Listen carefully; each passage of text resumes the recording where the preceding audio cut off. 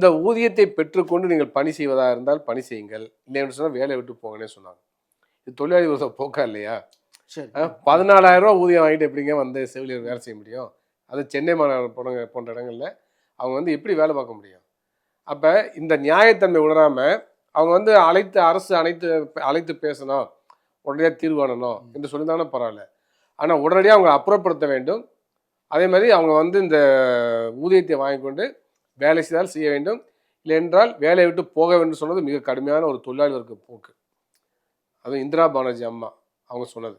அப்போ இது மட்டும் தான் பல நேரங்களில் நீதிமன்றங்கள் வந்து கடைபிடிக்குது.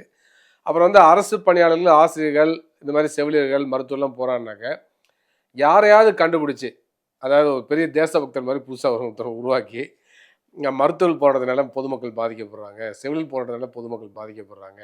இப்போ வந்து சென்னை இன்றைக்கு இல்லை, நான் என்ன சொல்றேன், இல்லை ஏங்க போராட்டம்னா பாதிப்பு இருக்கதாங்க செய்யும். நீங்க அப்படின்னா என்ன செய்யணும்? போராட்டம் நீடிக்காம தடுக்கணுமா இல்லையா? அறுவை சிகிச்சையில் கத்தை என்பது வரலாறு, ரோபோட்டிக் சர்ஜரி என்பது இன்றைய கூறு. தங்கம் புற்றுநோய் சிகிச்சை மையம், நாமக்கல் மற்றும் கான்பூர்.